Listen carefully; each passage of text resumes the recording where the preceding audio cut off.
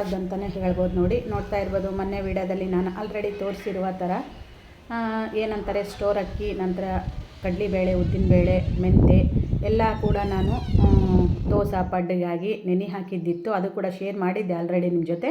ಮತ್ತು ಒಂದು ಸ್ವಲ್ಪ ನೆನಪಿರಲಿ ಅಂಥೇಳಿ ಅಂದ್ಕೊಂಡು ಸ್ವಲ್ಪ ಆ ಕ್ಲಿಪ್ಪಿಂಗ್ ಕೂಡ ಹಾಕಿಬಿಟ್ಟು ಈಗ ನೆಕ್ಸ್ಟ್ ಕಂಟಿನ್ಯೂ ಮಾಡ್ತಾಯಿದ್ದೀನಿ. ನೋಡ್ತಾ ಇರ್ಬೋದು, ಈ ವಿಡಿಯೋ ಬಂದು ನೆಕ್ಸ್ಟ್ ಡೇ ಅಂತಲೇ ಹೇಳ್ಬೋದು. ಅಂದರೆ ನೈಟ್ ಎಲ್ಲ ನಾನು ಹಿಟ್ಟು ರುಬ್ಬಿಟ್ಟು ನಂತರ ಇದು ಗುರುವಾರದ್ದು ವಿಡಿಯೋ ಅಂತಲೇ ಹೇಳ್ಬೋದು. ನೋಡ್ತಾ ಇರ್ಬೋದು, ಇಲ್ಲಿ ಸೂಪರಾಗಿ ಒಂದು ಹಿಟ್ಟು ಕೂಡ ರೆಡಿ ಆಯಿತು. ಪಡ್ಡು, ದೋಸೆ, ಇಡ್ಲಿ ಏನಾದರೂ ಕೂಡ ಮಾಡ್ಬೋದು ನೀವು. ಚೆನ್ನಾಗಿ ಸ್ವಲ್ಪ ಉಬ್ಬಿ ಬಂದಿತ್ತು ಅಂತಲೇ ಹೇಳ್ಬೋದು. ನಾನು ಏನು ಒಂದು ಬಕೆಟ್ ಅಂತೇಳಿ ಇರುತ್ತಾ, ಇಲ್ಲ ಒಂದು ಪಾತ್ರೆ ಇರುತ್ತಲ್ಲ, ಅದನ್ನು ಕೂಡ ಡಬ್ಬಾಕಿದ್ದೆ ಈ ಡಬ್ಬಿ ಮೇಲೆ, ಅಂದರೆ ಬಾಕ್ಸಿನ ಮೇಲೆ, ಹಿಟ್ಟಿನ ಬಾಕ್ಸಿನ ಮೇಲೆ. ಹಾಗಾಗಿ ಸ್ವಲ್ಪ ಹಿಟ್ಟು ಕೂಡ ಸ್ವಲ್ಪ ಉಬ್ಬಿದ ಥರ ಬಂದಿತ್ತು. ಹಾಗಾಗಿ ತುಂಬ ಇಷ್ಟ ಆಯ್ತು ಹಿಟ್ಟು ಉಬ್ಬಿ ಬಂದ್ರೇ ಏನಂತಾರೆ ಇಡ್ಲಿ, ಪಡ್ಡು, ದೋಸೆ ತುಂಬ ಚೆನ್ನಾಗಿ ಬರ್ತವೆ. ಹಾಗಾಗಿ ಈಗ ಎಷ್ಟು ಬೇಕಷ್ಟು ಹಿಟ್ಟೆಲ್ಲ ತಕ್ಕೊಂಡು ನಂತರ ಉಪ್ಪು, ಸೋಡಾ, ಸಕ್ಕರೆ ಎಲ್ಲ ಹಾಕಿ ನೀವು ನೀರು ಏನು ದೋಸೆ ಮಾಡ್ತೀರಾ, ಪಡ್ಡು ಮಾಡ್ತೀರಾ, ಅದ್ರ ಮೇಲೆ ನೀವು ಹಿಟ್ಟಿಗೆ ನೀರು ಕಲಿಸ್ಕೊಂಡು ಮಾಡ್ಬೋದು. ಅದಾದ ನಂತರ ಆಲ್ರೆಡಿ ಬಹಳಷ್ಟು ಸರಿ ನಾನು ರೆಸಿಪಿ ಕೂಡ ಚಟ್ನಿ ಮಾಡೋದು ನಿಮ್ಮ ಜೊತೆ ಶೇರ್ ಮಾಡಿದ್ದೆ. ಹಾಗಾಗಿ ಈಗೇನು ಡೀಟೇಲಾಗಿ ಶೇರ್ ಮಾಡ್ತಾ ಇಲ್ಲ. ಆದರೂ ಕೂಡ ಈ ವಿಡಿಯೋದಲ್ಲಿ ತುಂಬ ಅಂದರೆ ಒಂದು 2-3 ರೆಸಿಪಿ ಕೂಡ ಶೇರ್ ಮಾಡ್ತಾಯಿದ್ದೀನಿ. ನಾನು ವ್ಲಾಗ್ ಅನ್ನೋದಕ್ಕಿಂತ ರೆಸಿಪಿಗಳನ್ನೇ ಶೇರ್ ಮಾಡ್ತಾಯಿದ್ದೀನಿ ಅಡುಗೆದು. ಹಾಗಾಗಿ ವಿಡಿಯೋ ಕಂಟಿನ್ಯೂ ಆಗಿ ನೋಡಿ. ಇಷ್ಟ ಆದರೆ ಲೈಕ್, ಶೇರ್, ಕಮೆಂಟ್, ಹಾಗೆ ಸಬ್ಸ್ಕ್ರೈಬ್ ಕೂಡ ಮಾಡ್ಕೊಳ್ಳಿ. ಯಾರೆಲ್ಲ ಹೊಸ್ದಾಗಿ ನೋಡ್ತಾ ಇದ್ದೀರಾ, ನನ್ನ ಹೆಸರು ಪ್ರಿಯಾ ಅಂಥೇಳಿ ಸಬ್ಸ್ಕ್ರೈಬ್ ಮಾಡಿಕೊಂಡು ನೋಡಿ ಅಂತ ಕೂಡ ಕೇಳ್ತೀನಿ. ಚಟ್ನಿ ಕೂಡ ರೆಡಿ ಆಯಿತು. ನಾನು ಇವತ್ತಿನ ದಿನದಲ್ಲಿ ಪಡ್ಡು ಕೂಡ ರೆಡಿ ಮಾಡ್ತಾಯಿದ್ದೀನಿ. ಪಡ್ಡು ಮಾತ್ರ ತುಂಬ ಚಟ್ನಿ ಸೂಪರಾಗಿ ಬಂದಿತ್ತು ಶೇಂಗಾ ಚಟ್ನಿ ಅಂತಲೇ ಹೇಳ್ಬೋದು. ಸ್ವಲ್ಪ ಕಾಯಿ ಏನು ಮನೆಯಲ್ಲಿ ಇದ್ದರೆ, ಅಂದರೆ ತೆಂಗಿನಕಾಯಿ ಮನೆಯಲ್ಲಿದ್ದರೆ ಮಾತ್ರ ನಾನು ಯೂಸ್ ಮಾಡಿರ್ತೀನಿ. ಚಟ್ನಿಗಂತಲೇ ತಂದು ಒಡೆದು ಎಲ್ಲ ಯೂಸ್ ಮಾಡೋದಿಲ್ಲ. ಹಾಗಾಗಿ ಪುಟಾಣಿ, ಶೇಂಗಾ ಅಷ್ಟೇ ಯೂಸ್ ಮಾಡಿಕೊಂಡು ನಾನು ಜಾಸ್ತಿ ಚಟ್ನಿ ಮಾಡ್ತೀನಿ. ಸ್ವಲ್ಪ ಶೇಂಗಾ ಜಾಸ್ತಿ ಹಾಕಿಬಿಟ್ಟು ನೀವು ಚಟ್ನಿ ಮಾಡಿದರೂ ಕೂಡ ತುಂಬ ಸೂಪರಾಗಿರುತ್ತೆ. ಇದಕ್ಕೆ ಶೇಂಗಾ ಚಟ್ನಿನೇ ತುಂಬ ಚೆನ್ನಾಗಿ ಅನಿಸುತ್ತೆ ಅಂಥೇಳಿ ನಾನು ಕೂಡ ಚಟ್ನಿ ರೆಡಿ ಮಾಡಿದೆ. ನೋಡ್ತಾ ಇರ್ಬೋದು, ಪಡ್ಡಿನ ಹಿಟ್ಟು ಕೂಡ ತುಂಬ ಚೆನ್ನಾಗಿ ಬಂದಿತ್ತು. ಹಾಗಾಗಿ ಪಡ್ಡು ಕೂಡ ಸ್ಮೂತಾಗಿ ತುಂಬ ಟೇಸ್ಟಿಯಾಗಿ ಫ್ಲೇವರ್ ಕೂಡ ತುಂಬ ಚೆನ್ನಾಗಿತ್ತು ಯಾಕೆ ಅಂತಂದರೆ ಮೆಂತೆ ಕೂಡ ಹಾಕ್ತೀವಲ್ಲ ನಾವು, ಅದಕ್ಕೆ ಫ್ಲೇವರ್ ಕೂಡ ತುಂಬ ಚೆನ್ನಾಗಿ ಬರುತ್ತೆ. ಚಟ್ನಿಗೆ ಹೇಳಿದ್ನೆಲ್ಲ ನಾನು ಯಾವುದೇ ರೀತಿಯಿಂದ ವಿಡಿಯೋ ಶೇರ್ ಮಾಡಲಿಲ್ಲ. ಅದಾದ ನಂತರ ನೋಡ್ತಾ ಇರ್ಬೋದು ಎಷ್ಟು ಚೆನ್ನಾಗಿ ಗೋಲ್ಡನ್ ಕಲರ್ ಆಗಿ ಪಡ್ಡು ಕೂಡ ಬರ್ತಾ ಇದ್ದಾವೆ ಅಂಥೇಳಿ. ಈ ಹಂಚು ಬಂದು ತುಂಬ ದಿನಗಳಾಯ್ತು ಅಂತಲೇ ಹೇಳಿದೆ ಆಲ್ರೆಡಿ ವಿಡಿಯೋದಲ್ಲಿ. ನಾನು ಹಳೆ ವಿಡಿಯೋದಲ್ಲೆಲ್ಲ ಶೇರ್ ಮಾಡಿದ್ದೀನಿ. ನನಗಂತೂ ತುಂಬ ಇಷ್ಟ ಎಷ್ಟು ನಾವು ಯೂಸ್ ಮಾಡ್ಕೋತಾ ಬರ್ತೀವಿ ಅಷ್ಟು ಚೆನ್ನಾಗಿರುತ್ತೆ ಈ ಹಂಚು ಬಂದು. ಅಂದರೆ ಏನು ವಾಶ್ ಮಾಡಬೇಕಾದ್ರೆ ಸೂಕ್ಷ್ಮವಾಗಿ ವಾಶ್ ಮಾಡಬೇಕು ತುಂಬ ಎಲ್ಲ ಎಣ್ಣೆ ಎಲ್ಲ ಕಿತ್ತೋಗೋ ಥರ ನಾವು ವಾಶ್ ಮಾಡಿದರೆ ಚೆನ್ನಾಗಿ ಬರೋದಿಲ್ಲ. ಹಾಗಾಗಿ ಈಗ ಟಿಫನಿಗಾಗಿ ಪಡ್ಡು ಕೂಡ ರೆಡಿ ಮಾಡಿಕೊಂಡೆ ನಾನು. ಚಟ್ನಿ, ಪಡ್ಡು ತಿಂದು ನಂತರ ಸ್ವಲ್ಪ ರೆಸ್ಟ್ ಎಲ್ಲ ಮಾಡಿಬಿಟ್ಟು ನಂತರ ಅಡುಗೆ ಕೂಡ ಮಾಡೋಣ, ಟೈಮ್ ಕೂಡ ಆಯ್ತಲ್ಲ ಅಂಥೇಳಿ ಸ್ವಲ್ಪ ಎಡಿಟಿಂಗ್ ಮಾಡೋದಿದೆ ಅಂಥೇಳಿ ಮೊಬೈಲ್ ಹಿಡ್ಕೊಂಡು ಕೂತ್ಕೊಂಡೆ. ಟೈಮ್ ಬಂದವಾಗಲೇ 2 ಗಂಟೆ ಆಯಿತು. ಏನು ಮಾಡೋದ್ರ ಅನ್ನೋದ್ರಲ್ಲೇ ಇದ್ದೆ ಇನ್ನು, ಯಾಕಂದರೆ ಹೊಟ್ಟೆ ಫುಲ್ಲು ಪಡ್ಡು ಕೂಡ ತಿಂದುಬಿಟ್ಟಿದ್ನಲ್ಲ. ಹಾಗಾಗಿ ರೊಟ್ಟಿ ಮಾಡೋಣ ಅಂತ ಅಂದ್ಕೊಂಡೆ. ಬಟ್ ಹಿಂದಿನ ದಿನವೇ ಮಾಡಿದ್ನೆಲ್ಲ, ಬೇಡ ಮತ್ತೆ ಯಾಕಂಥೇಳಿ, ಯಾಕಂದರೆ ಮತ್ತೆ ಲೇಟ್ ಆಗಿಬಿಡ್ತಾ ರೊಟ್ಟಿ ಎಲ್ಲ ಮಾಡ್ಕೊತ ಕೂತ್ಕೊಂಡ್ರೆ. ನಂತರ ಮೆಂತ್ಯ ಪಲ್ಯ ಕೂಡ ಇತ್ತು ಆ ಪಲ್ಯ ಕೂಡ ವೇಸ್ಟ್ ಆಗಿಬಿಡುತ್ತೆ. 2-3 ದಿನ ಆಯ್ತು ತಂದು ಎಲ್ಲ ಕ್ಲೀನ್ ಮಾಡಿ ಸೋಸಿ ಎಲ್ಲ ಇಟ್ಟಿದ್ದೆ, ನಾನು ಎತ್ತಿಟ್ಟಿದ್ದೆ. ಹಾಗಾಗಿ ತಲೆಯಲ್ಲಿ ಒಂದು ಯೋಚನೆ ಬಂತು, ಮೆಂತ್ಯ ಪಲ್ಯ ಕಡುಬು ಯಾಕೆ ಮಾಡಬಾರ್ದು, ತುಂಬ ದಿನಗಳೇ ಆಯಿತು. ಹಾಗೆ ವಿಡಿಯೋದಲ್ಲಿ ಕೂಡ ಶೇರ್ ಮಾಡೋಣ ಅಂಥೇಳಿ ಈಗ ಮಾಡ್ತಾಯಿದ್ದೀನಿ. ಡೀಟೇಲಾಗಿ ಏನು ಶೇರ್ ಮಾಡ್ತಾ ಇಲ್ಲ, ಅಷ್ಟು ಎಲ್ಲ ವೀಡಿಯೋ ಮಾಡ್ಕೊತಾ ಹೋಗ್ಬಿಟ್ರೆ ಫುಲ್ಲು ಲೆಂತಿ ಆಗಿಬಿಡುತ್ತೆ ವೀಡಿಯೋ. ಹಾಗಾಗಿ ನಿಮ್ಗೆ ಯಾರಿಗಾದರೂ ಬೇಕು ಈ ರೆಸಿಪಿ ಅಂತಂದರೆ ನೀವು ಕಮೆಂಟ್ ಬಾಕ್ಸ್ನಲ್ಲಿ ತಿಳಿಸ್ಬೋದು ನಾನು ಡೀಟೇಲಾಗಿ ಒಂದಿನ ಟೈಮ್ ತೊಗೊಂಡು ಮಾಡಿ ತೋರಿಸ್ತೀನಿ ಅಂತಲೇ ಹೇಳ್ಬೋದು. ಈ ರೆಸಿಪಿ ಬಂದು ನಮ್ಮಪ್ಪ ತುಂಬ ಚೆನ್ನಾಗಿ ಮಾಡ್ತಾಯಿದ್ರು ಮೆಂತೆ ಪಾಲಕ್ ಕಡುಬು ಅಂತಲೇ ಹೇಳ್ಬೋದು, ಇಲ್ಲ ಗೋಧಿ ಕಡುಬು ಅಂತಲೇ ಹೇಳ್ಬೋದು. ಮೆಂತೆ ಪಲ್ಯ ಎಷ್ಟು ಹಾಕ್ತೀರಿ ಅಷ್ಟು ಟೇಸ್ಟಿಯಾಗಿ ತುಂಬ ಸೂಪರಾಗಿ ಬರ್ತಾವೆ ಅದಾದ ನಂತರ ಒಂದು ಸ್ವಲ್ಪ ಮಂಡಾಳ ಅದೆಲ್ಲ ತಿಂದು, ನಮ್ಮ ಕಡೆ ಎಲ್ಲ ಮಂಡಾಳ ಅಂತೀವಿ ನಾವು, ಅದನ್ನೆಲ್ಲ ತಿಂದು ಟೀ ಎಲ್ಲ ಕುಡಿದಿದ್ದಿತ್ತು. ಅದಾದ ನಂತರ ಈಗ ಮಧ್ಯಾಹ್ನ ಊಟಕ್ಕಾಗಿ ರೈಸ್ಗೂ ಏನೂ ಮಾಡಲಿಲ್ಲ ಯಾಕಂತಂದರೆ ಬರೀ ರೈಸ್ ಆಗುತ್ತೆ ಅಂಥೇಳಿ ಈಗ ನೆನಪು ಮಾಡಿಕೊಂಡು ಮೆಂತ್ಯ ಪಲ್ಯ ಕಡುಬು ಕೂಡ ಮಾಡ್ತಾಯಿದ್ದೀನಿ.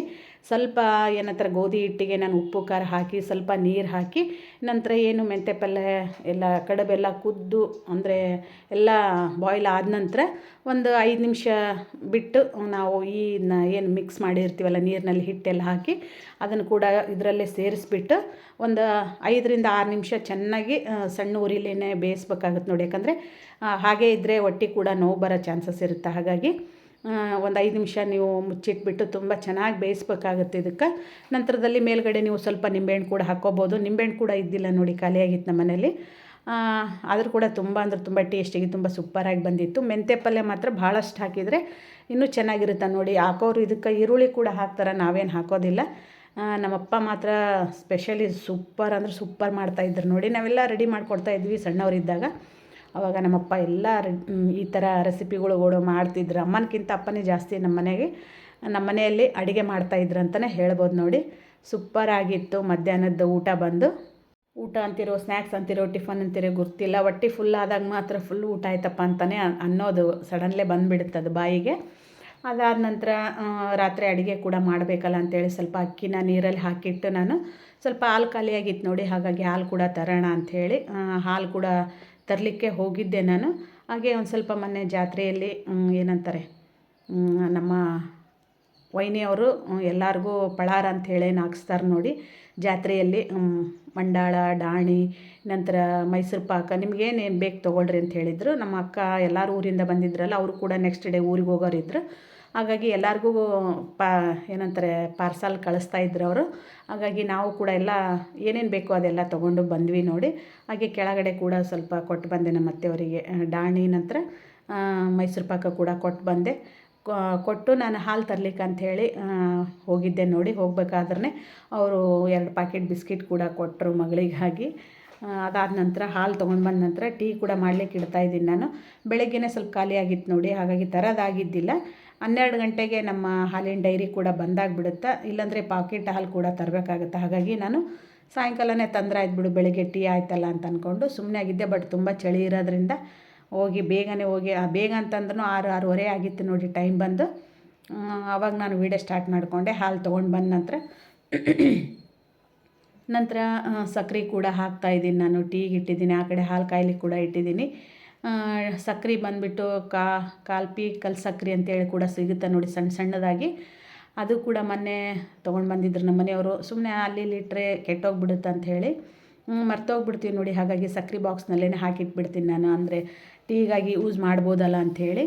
ಅದಾದ ನಂತರ ಈ ಕಡೆ ಟೀಗಿಟ್ಟು ನಂತರ ಅಕ್ಕಿ ಕೂಡ ನೀರಲ್ಲಿ ಹಾಕಿಟ್ಟು ಹೋಗಿದ್ನೆಲ್ಲ ಚೆನ್ನಾಗಿ ಒಂದು 2-3 ಸರಿ, ಒಂದು 4 ಸರಿ ಆದರೂ ವಾಶ್ ಮಾಡ್ತೀನಿ ನೋಡಿ ನಾನು. ಯಾಕಂದರೆ ಪೌಡ್ರ್ ಕೂಡ ಕಲಸಿರ್ತೀವಲ್ಲ, ಹಾಗಾಗಿ ಈಗ ವಾಶ್ ಮಾಡ್ತಾಯಿದ್ದೀನಿ.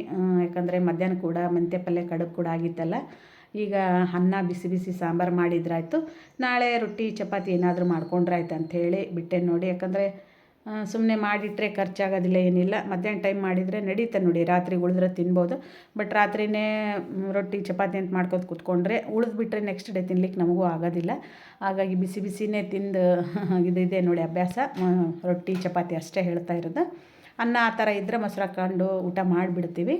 ಹಾಗಾಗಿ ಈಗ ನಾನು ಟೀ ಇಟ್ಟಿದ್ದೆಲ್ಲ, ಹಾಗೆ ಸೌತೆಕಾಯಿ ಕೂಡ ಹೆಚ್ಚಿಟ್ಕೊಂಡಿದ್ದೆ ನೋಡಿ. ಜಾಸ್ತಿ ಈಗ ಚಳಿ ಇರೋದ್ರಿಂದ ನೀರು ಕಮ್ಮಿ ಮಾಡಿಬಿಟ್ಟಿದ್ದೀನಿ ಕುಡಿಯೋದು. ಹಾಗಾಗಿ ಸೌತೆಕಾಯಿ ಕೂಡ ಇತ್ತಲ್ಲ, ಅತ್ತೆಯವ್ರು ಕೊಟ್ಟು ಕಳಿಸಿದ್ರು. ಹಾಗಾಗಿ ಅದನ್ನೇ ಸ್ವಲ್ಪ ಹೆಚ್ಚಿಟ್ಟಿದ್ದೆ, ಯಾಕಂದರೆ ತೊಳೆದು ತಿನ್ಬೇಕು ಆ ಟೈಮ್ನಲ್ಲಿ ಅಂದ್ರೆ ಆಗೋದಿಲ್ಲ. 1-2 ಸೌತೆಕಾಯಿ ತೊಳೆದ್ಬಿಟ್ಟು ಹೆಚ್ಚಿಟ್ಟಿದ್ದೆ ನಾನು, ಅಂದರೆ ಆ ಕಡೆ ಈ ಕಡೆ ಹೋಗ್ತಾ ಬರ್ತಾ ತಿನ್ಬೋದಲ್ಲ ಅಂಥೇಳಿ. ಹಾಗೆ ಪಾತ್ರೆ ಸಾಮಾನು ಕೂಡ ಸ್ವಲ್ಪ ಎಲ್ಲ ವಾಶ್ ಮಾಡಿಟ್ಟು ಹೋಗಿದ್ದರು ಕೆಲಸದ ಆಂಟಿ ಬಂದು. ಹಾಗಾಗಿ ಈಗ ಅವನು ಕೂಡ ನಾನು ಶೆಲ್ಫಿಗೆ ಹಾಕ್ತಾಯಿದ್ದೀನಿ, ನೋಡ್ತಾ ಇರ್ಬೋದು. ಮಗಳಿಗೆ ಕೂಡ ಹೇಳಬೇಕು, ಮತ್ತು ಅವಳು ಆಮೇಲೆ ಹಾಕ್ತೀನಿ ಈಗ ಹಾಕ್ತೀನಿ ಅಂತಿರ್ತಾಳೆ. ಅದಕ್ಕೆ ಸ್ವಲ್ಪನೇ ಇದ್ವಲ್ಲ ಅಂಥೇಳಿ ನಾನು ಕೂಡ ಹಾಕ್ತಾಯಿದ್ದೀನಿ, ನೋಡ್ತಾ ಇರ್ಬೋದು. ವಿಡಿಯೋ ಇವತ್ತಿನ ದಿನದಲ್ಲಿ ಬೇರೆ ಯಾವುದೇ ರೀತಿಯಿಂದ ವಿಡಿಯೋ ಇಲ್ಲ ನೋಡಿ. 1-2 ವಿಡಿಯೋ ಏನಂತಾರೆ ಅಡುಗೆ ರೆಸಿಪಿ ಕೂಡ ಶೇರ್ ಮಾಡಿದ್ದೀನಿ ಅಂದರೆ ಡೀಟೇಲಾಗಿ ಏನಿಲ್ಲ. ನಿಮಗೆ ಬೇಕಂದರೆ ಕಮೆಂಟ್ ಬಾಕ್ಸ್ನಲ್ಲಿ ತಪ್ಪದೇ ತಿಳಿಸಿ, ನಾನು ಖಂಡಿತವಾಗಿ ನಿಮಗೆ ಶೇರ್ ಮಾಡ್ತೀನಿ ಅಂತಲೇ ಹೇಳ್ತೀನಿ. ಅದಾದ ನಂತರ ಈಗ ಟೀ ಕೂಡ ಆಯ್ತು ನೋಡಿ, ಎಲ್ಲ ರೆಡಿ ಆಯಿತು. ಈಗ ಟೀ ಕೂಡ ಆಯಿತು, ಹಾಗೆ ನಾನು ಮಗಳು ಕೂಡ ಕುಡಿಯೋಣ ಅಂಥೇಳಿ ಇದು ಮಾಡ್ತಾಯಿದ್ದೀನಿ. ಅದಾದ ನಂತರ ಇದು ಪುಟ್ಟಿ ಬಂದು ಮನೆ ಹತ್ರನೇ ಬಂದಿತ್ತು ನೋಡಿ, 100 ರೂಪೀಸ್ ಅಂತ. ಹಾಗಾಗಿ ತೊಗೊಂಡಿದ್ದೆ ನಾನು. ಇತ್ತು ಮನೆಯಲ್ಲಿ ಒಂದು, ಅದಾದ ಇರಲಿ ಮತ್ತು ಇನ್ನೊಂದು ಇರಲಿ ಅಂಥೇಳಿ. ಯಾಕಂದರೆ ಸಾಮಾನು ಒಂದೊಂದು ಟೈಮ್ ಜಾಸ್ತಿ ಇರ್ತಾವಲ್ಲ, ಸ್ವಲ್ಪ ಇದ್ದಾಗ ಈ ಪುಟ್ಟಿಯಲ್ಲಿ ಹಾಕಿಬಿಡ್ತಾಳೆ ಅಂಥೇಳಿ ಅದನ್ನು ಕೂಡ ತೊಗೊಂಡಿದ್ದೆ ನೋಡಿ. ತುಂಬ ಚೆನ್ನಾಗಿತ್ತು. ಬಟ್ ಬ್ಲ್ಯಾಕ್ ಕಲರ್ ತೊಗೋಬಾರ್ದು ಅಂತ ಹೇಳ್ತಾರೆ. ಬಟ್ ಬರೋದೇ ಬ್ಲ್ಯಾಕ್ ಕಲರ್ ಒಂದೇ, ಅದರಲ್ಲಿ ಬಕೀಟು, ಟಬ್ಬು, ನಂತರ ಸಾಮಾನಕ ಪುಟ್ಟಿ ಎಲ್ಲ.